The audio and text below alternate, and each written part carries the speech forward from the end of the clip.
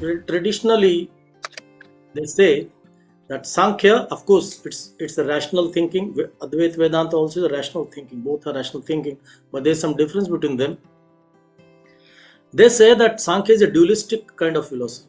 It believes in two elements, major elements. One is Purusha, one Prakriti. They are independent of each other, and this is generally said about Sankhya. Secondly, Sankhya says there are many Purushas. The Purusha, like Vedanta says only one Brahma. Sankhya, they say there are many Purushas. That one, Purush, bhakto, mizza. So that's another. And Sankhya is supposed to be nirishwarvadi. That means Sankhya is supposed to not believe in God. So these three things make Sankhya different, because Vedanta believes only in one atma, whereas Sankhya believes in many atmas. Vedanta believes in Ishvara. Sankhya doesn't believe in Ishvara. Vedanta believes in only one brahm. There's only one thing, only one element. Sankhya believes in two, Purush and Prakriti. Now, this is the general understanding given to us. I don't agree with this. And they say, if only these three differences, the rest, Vedanta and Sankhya are the same. On other elements, they are same. Only at these 3 points, they differ.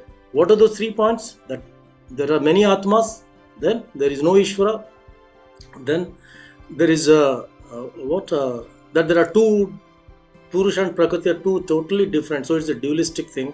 This is what generally said about Sankhya all over the world in all the books. But I disagree with it, because that's the reason I teach from the text. You read the Sankhya Karika, I'll show you the Karikas which says something else.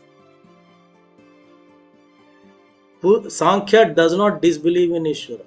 No Karika says, or no Sankhya Sutra also nowhere. Okay, and another thing, nowhere it says that there is no Ishvara. Sankhya Karika just does not mention Ishvara. That doesn't mean it doesn't believe in Ishvara.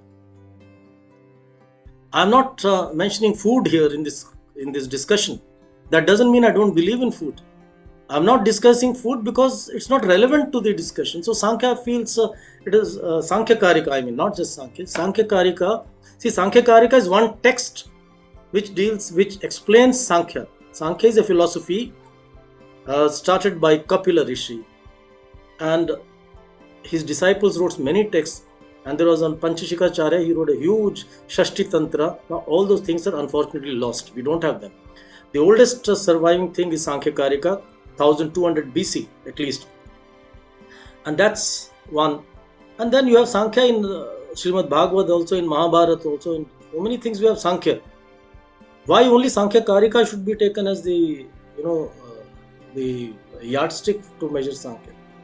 Then there is Sankhya Sutra also available, and in Sankhya Sutra there is a talk of Ishvara in there. Sankhya Sutra, they talk of Ishvara. And Sankhya, forget about the Sankhya Sutra, even Sankhya Karika, I can prove that there are Karikas which show that there are not many Atmas are not there. Atma is ultimately one. But as you asked what the difference is, generally this is the difference. This is the difference. Otherwise, in many aspects, they overlap. That's the reason, see, in Gita, which is said to be an Advait Vedanta text, right? Prasthanatrayam. Gita comes under the Prasthanatrayam to understand Vedanta.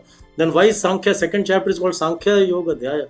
So it is all about Sankhya in that. So this, these kind of unnecessarily divisions are created, which are useless. Don't worry about the divisions. You go for what is common between them and what can be beneficial.